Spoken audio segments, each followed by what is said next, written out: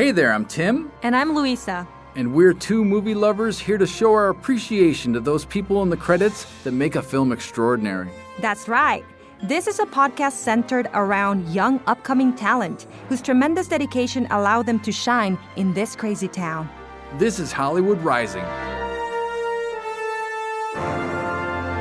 Hey, Luisa, how are you? Hi, Tim. I'm doing great. How about you? Very good. You sound crystal clear today. Yeah, I'm not at church today. You're not at church, all right. So, all right, this week is an interesting week. Pretty much throughout, I have known nothing about any of our interviewees' jobs. This guy, I know nothing about what he does. I dare say the public knows nothing about what he probably doesn't know what he does.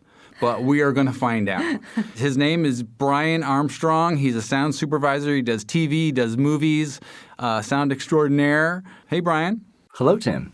Hello, Luisa. Hi, Brian. Welcome to our podcast. Thank you. It's quite the intro. Yeah, man. I'm kind of counting on you here that you really know what you do. That's very unfortunate for all your listeners. Shit. Okay. In your own words, what does a sound supervisor do? I was actually thinking about that on the way over, and I kind of likened it to daycare. Basically, the sound supervisor wrangles all things sound-related, with the exception of music. So your Foley, dialogue, sound effects, sound design, all of that stuff comes together on the mix stage under the supervisor's supervision. You don't deal with music at all? Isn't that part of the sound? We do deal with music, but they're their own department. So I have much less say over what happens musically. Oh, I see. Okay. I've pitched myself many times, but never made it on the big screen. Okay, next time. All right. Well, I have a question. What is the difference between sound editing and sound mixing? Is there a difference? There definitely is a difference. Sound editing would be the manipulation of all of the raw material. So the dialogue comes over to us, straight off of the recorder on set, and we make, the dialogue all smooth and seamless between the cuts. The sound effects are all added by us, whether it's from, libraries or recorded in Foley. And so we just basically create the soundtrack from the ground up. See, I always thought you're one of those guys that sits in front of the movie screen as it plays and did the sounds like as they happened in sync. That's not you? Isn't that what a sound guy does? No? Am I an idiot? No, not at all. Not at all. The other side of the mixing side is taking all of the stuff that we, the editors, have done and making them all blend together as well. Okay, so that's the difference between editing and mixing. As a supervisor, do you do both of those? I supervise both portions of it, but I actually do none of it, so it's the best position. Oh, you physically don't do any of it, but you oversee it all? Yes. Oh, yes. That must be a cushy gig. It's a lot of phone calls and emails. Ah, okay. Well, I could do that. Yeah, me too. I'm sound supervising right now. So, for you to be able to be a supervisor, what's like the path you have to take? Were you one of the guys mixing and doing sound before becoming a supervisor? Yeah, well, when I first started, I sort of wanted to do anything, so I tried to do everything. It wasn't until I sort of nailed down dialogue editorial and really focused on that got me a lot more work and confidence and it sort of put me on a trajectory upwards to start supervising. And most supervisors do have a editorial background. When a project approaches you, what do you look forward to most? What excites you about an upcoming or potential job? I think season ones are the most fun because you sort of get to define what everything is, from the super minute things like what does that character's cell phone sound like to the overarching feel of the show. Is it a dark show? Is it, light and funny? Or just sort of getting to create that experience from the ground up and sort of set the tone for the whole show. That's in TV? Yeah. Oh, okay. Yeah. What about a movie?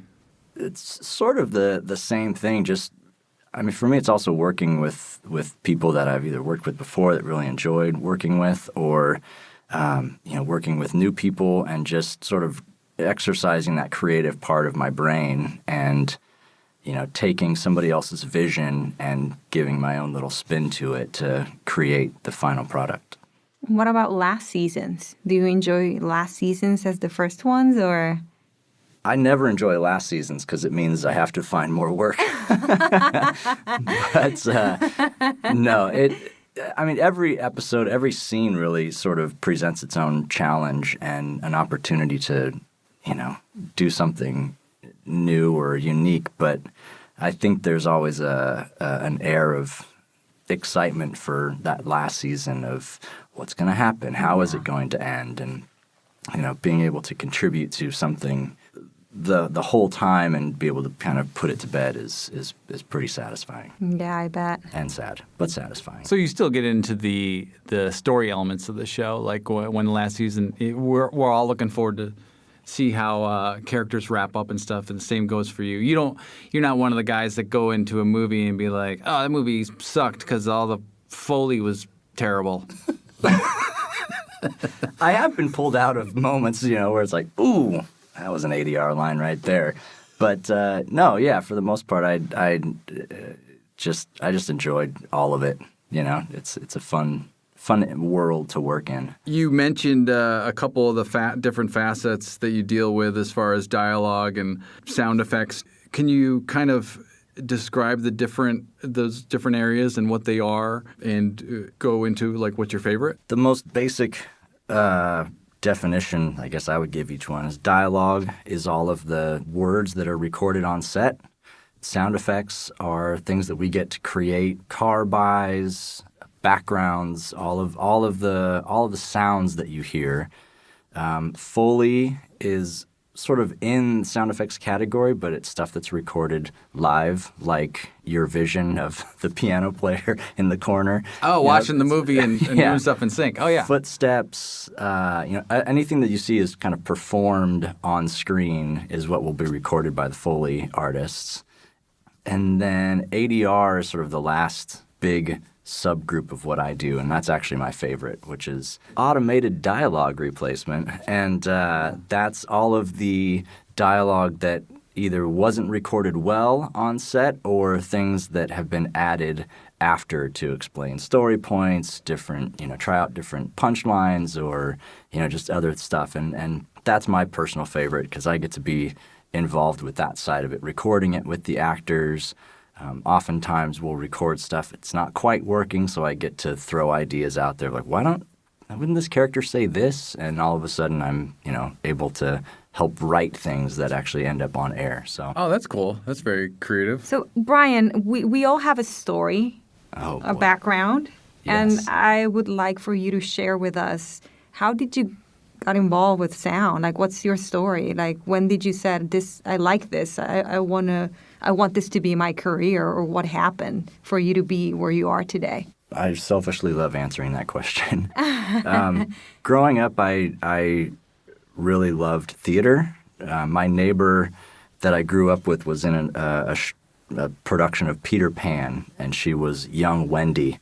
And at the end, she, says her weird lines and then flies off. And I remember seeing that in like middle school. And I was like, okay, this is something I definitely have to be in. But I never had any interest of being on stage in front of anybody. I wanted to be the person back there making it all happen and making people look good and, making sure productions went smoothly. And I've always been driven by that bigger picture thing. It's not just like this is my role, but I want to understand everything around it. And when I went to college, I went to Cal State Long Beach and got a degree in theater arts, stage management, and sound design because I really loved the sound aspect of it.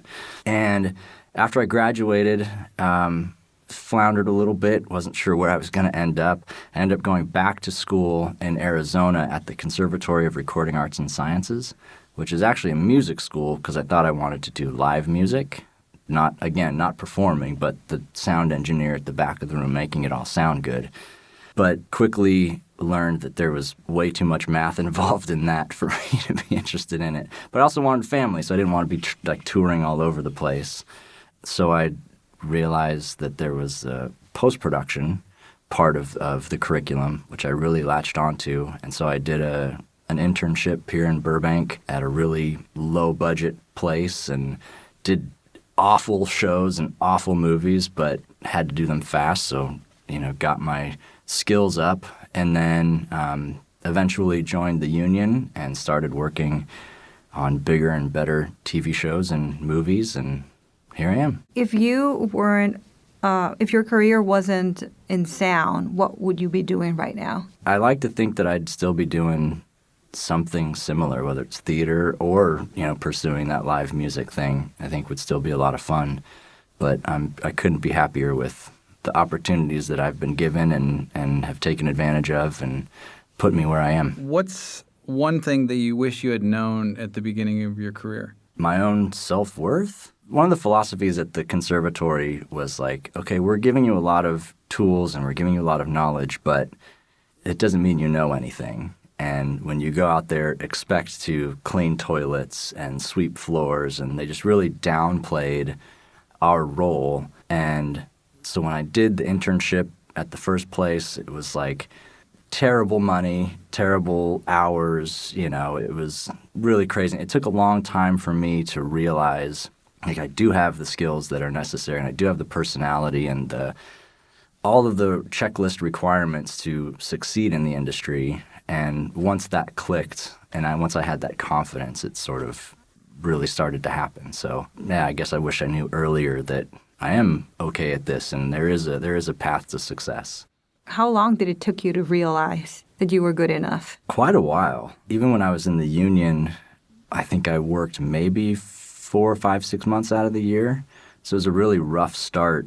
A lot of waiting for people to call me, or because I was too afraid of being rejected or, not being able to get something that I was looking forward to doing. Even now I have trouble saying no to people just because there's that thing in the back of my head that's like, you have to stay relevant. You have to, say yes to everything so that you're always on the forefront of people's minds. But I'm realizing that that's not as important because people do remember their experiences working with other people, and it'll eventually come full circle at some point. Is turning down a project a normal thing in your field, or is it just, do you just do as much as you can, or are you fortunate enough to just pick and choose what you want? I'm getting to that place now where I feel like I'm fortunate enough, but I do have certain people that I really love working with and who really enjoy working with me, and those are the ones that I just can't say no to.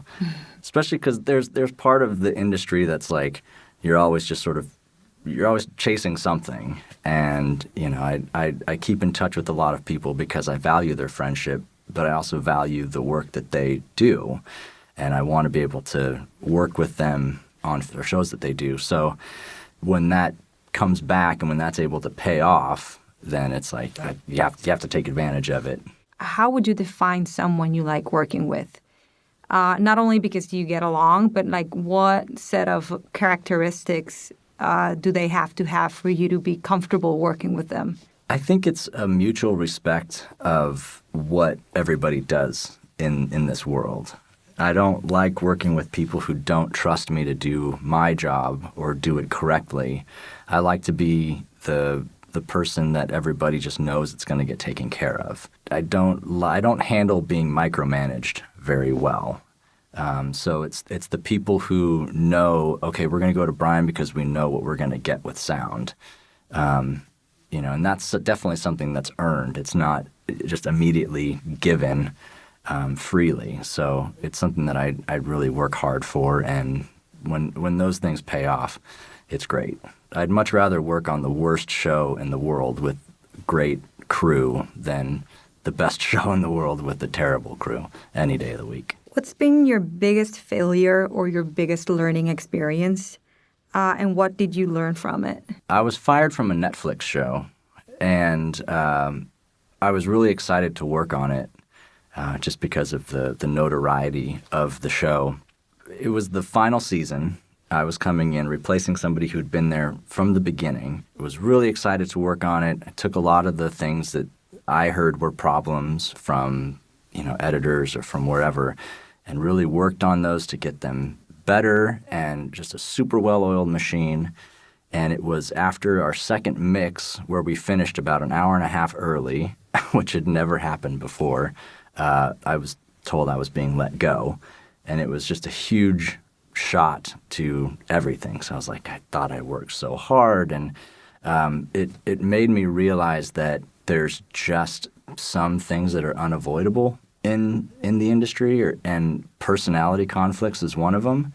I don't know who I frustrated somewhere, but I really wanted to get to the bottom of it and find out why, and just so I feel like I could grow as a person. But what I learned from it is that you don't always need that. I'm only interested in information that's willing to be shared with me.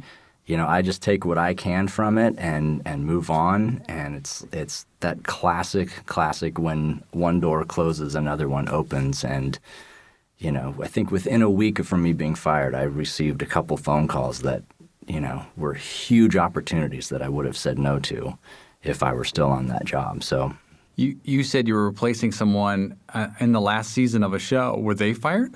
No, they retired. Oh, they retired? Yeah. Oh, okay. Yeah. That had to be pretty – to come in on the last season and to try and be consistent with what another crew was doing had to be kind of a, big shoes to fill, I would imagine. Yeah, because it's one thing to keep the show sounding the same, but it's another to come in and fill that role of the guy who's around for this and the person who normally asks those questions. And I think that was sort of the disconnect, where this other person had a different approach than I did. And instead of, saying, hey, this last person did it this way, can we do it that way? It was just like, you're gone. Yeah. No explanation, no nothing. It's just like, well, that's not all you. Okay. That's what I tell myself anyway. What advice would you give someone that wants to pursue a similar career? I think for me, the best advice I can give is to get an understanding of that bigger picture. There's always, in this industry, and I'm sure in many different industries, it's not like just you making the only difference. There's there's always somebody before me and there's always somebody after me. And even then, there's always somebody before that person and after that person. And so for me, knowing where everything is coming from and where everything is going is super important. Like the best example I can think of is, dialogue editorial. When I started doing dialogue editing, I very much could have said, okay, this is how I edit dialogue and this is how I'm sending it everywhere. But it's way more important to talk to the mixer who's going to receive all of the stuff, all of your materials, and say, how do you want to receive it? How should I prepare these tracks so that you can mix it really well so that the next person after you has an easier job? And as soon as I started doing that, mixers took notice and started asking me to be on their show because I gave them stuff that they wanted, as opposed to giving them stuff that I just threw together. So that big picture is super, super important. And even in the picture department, because there's people in the picture department that prepare stuff for us to work on. And so having that relationship and, not being too picky and being flexible with how we get stuff from them. But, you can't kind of sit and make demands and say, no, we can't accept it that way. You have to do it this way. It's like every roadblock you put up is going to come back and bite you somewhere. Mm-hmm. Not just in your own department, but I'm sure there are a lot of people who make decisions like that on who to hire, whether it's like you said, like a picture editor or, a mixer maybe would have some say in that. So yeah, you never know where that next gig is going to come from. I've received calls from everybody from music editors to, other sound supervisors, producers, mixers, assistant editors. It's like every facet. If you can have a relationship with them and they're in a position to answer, who should we use for this? I would hope that my name's at the top of there. So I would like you to explain to us your workflow. Sure. And what stage is that in the filmmaking process? Yeah. Where does that start? Gotcha. Well, we are post-production, which is literally after production. So we get, ideally, we get a final version of a TV show or a movie to work on in its raw form. So it's all put together, but all the dialogue is kind of crazy, or it sounds however it sounds. And the first thing we typically do is do what's called a spotting session, where we'll all sit down and just play it down. And, here's the first scene, and then we'll stop and talk about it. This scene we want it to kind of feel this way, or this should sound that way, and go through the whole show. I'll take all of my notes on how they want things to sound, and then we get to work. Dialogue editors get through all the dialogue. Sound effects editors get through all the sound effects. I typically take charge of the ADR stuff, so I'll make the sheets for the actors that have their lines on it and where it is in the show. Then we'll do those sessions. We'll shoot the ADR with the actors, and it all kind of comes together on the mix stage. And I guess that's another good definition of sound supervisor, sort of a creative interpreter between the picture department and the mix stage, because the mixers are just there at the end, and they get all of our material, and they're kind of flying blind with what they have, and they can make choices. And but it's all sort of comes down to me to guide that in the direction that the producers were hoping. What are the main challenges you run into? Don't get fired. All right, that's a challenge. Apparently. I mean, I bet there's a budget for this, and sometimes there's a deadline. Yes. What happens if that gets mixed, and maybe we need a little bit more budget, we need a little bit more time? How do you solve those issues? You kind of have to try and predict those early on. The spotting session's a great place for that, where it's ooh, this dialogue is really difficult. This might take a little bit more time to go through. Or you look at the list of ADR that they're asking for, and it's 14 pages long. And ooh, this might take a little bit of extra time to make sure it all works nicely and fits. So that kind of stuff you try and predict, but it always, you can't always do that, because sometimes it takes sort of peeking under the hood to realize, oh, this stuff here is a little more challenging than we thought.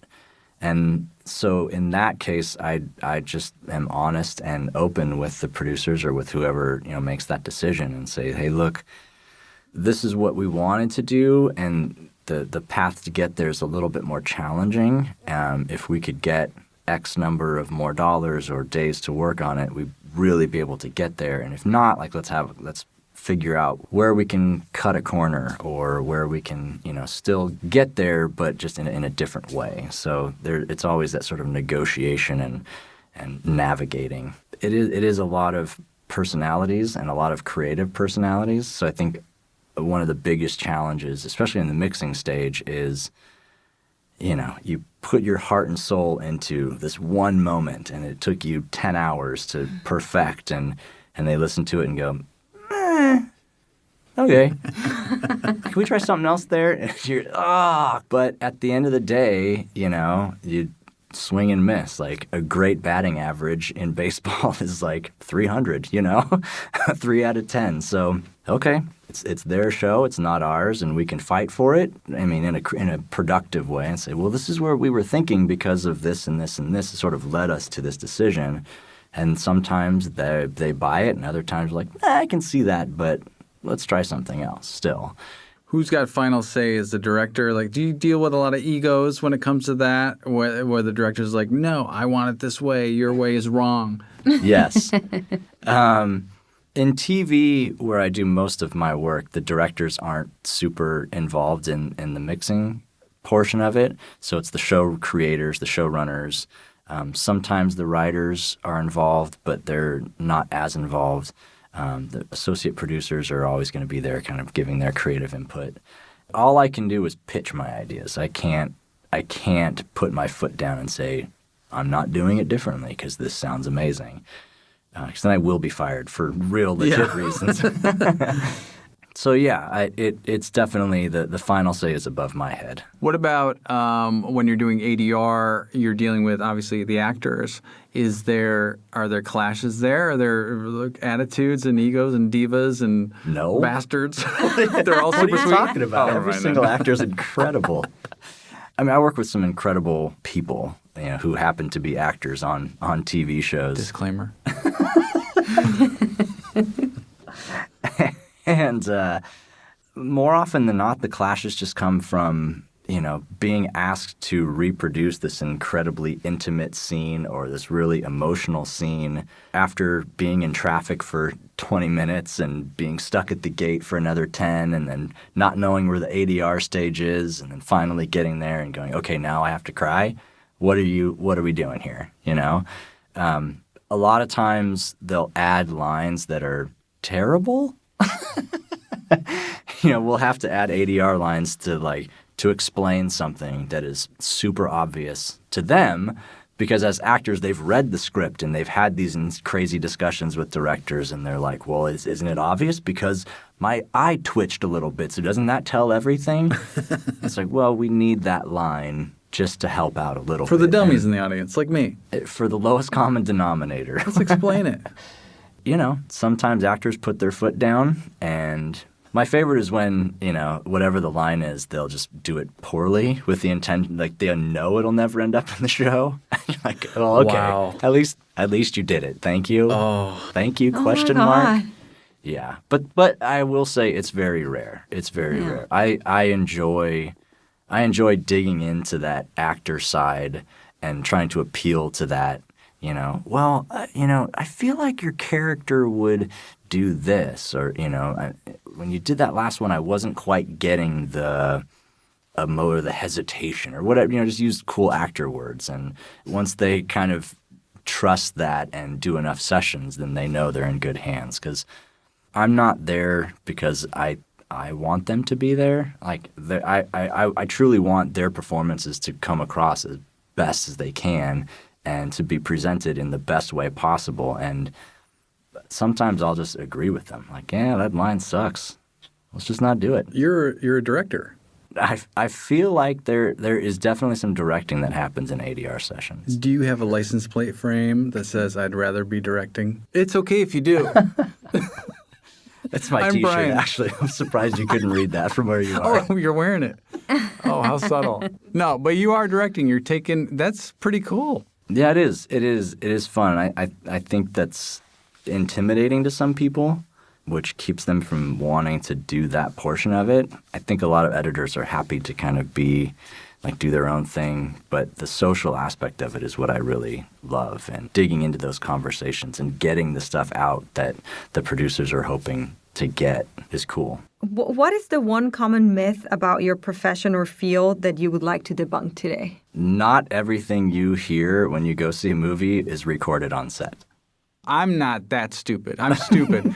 How many people think that explosion sound is really what they recorded when they filmed the explosion, right? Yeah. I mean, that's part of the transparency of filmmaking, is that if the audience doesn't believe it, then you're probably not doing your job right?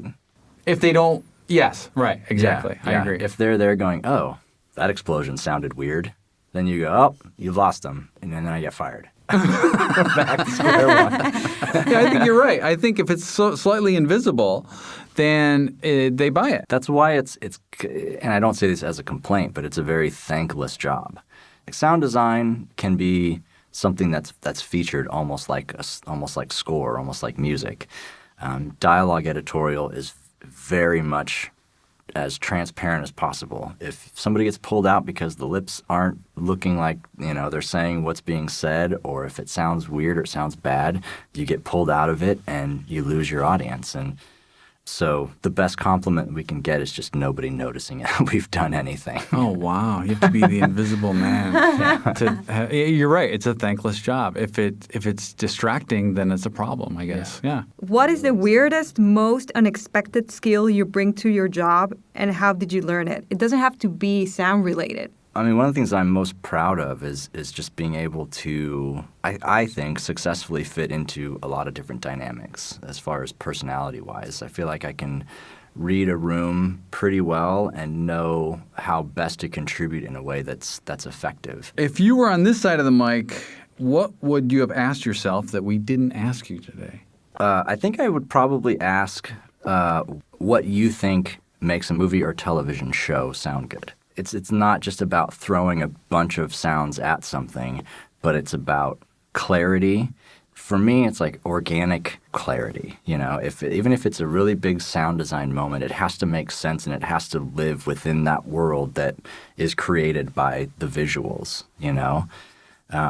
A lot of times in sound design, we talk about, there's high end and there's low end, but there's also softer or a harder thing, or it's these very like visceral adjectives that we use. And for me, a show sounds really good when just everything is balanced nicely. I think a scene with two people talking can sound just as good as the craziest scene from an action movie.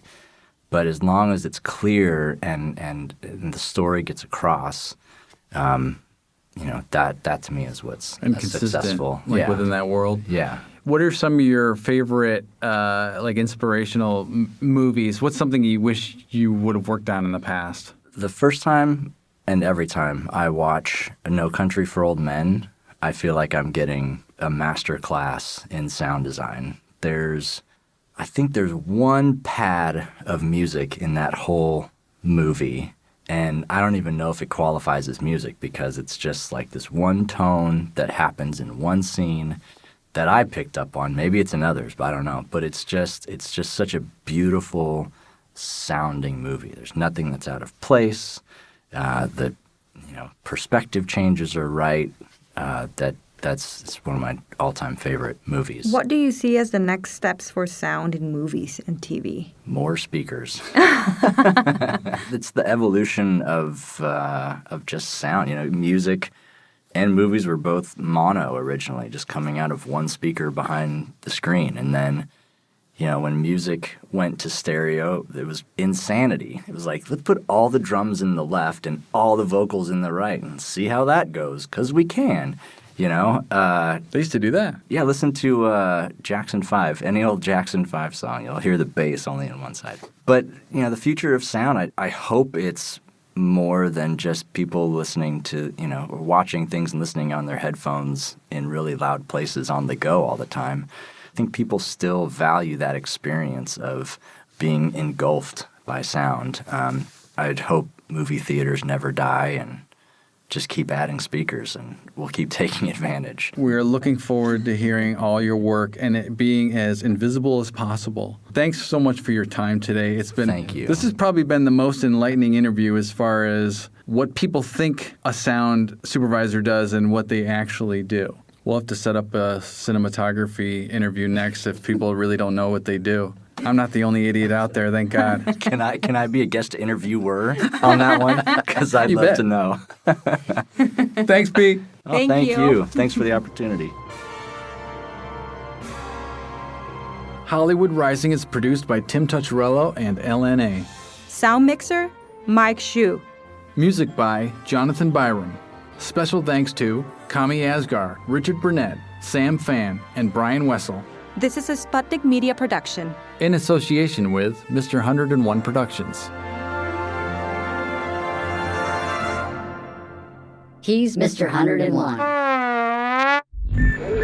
Sputnik Media.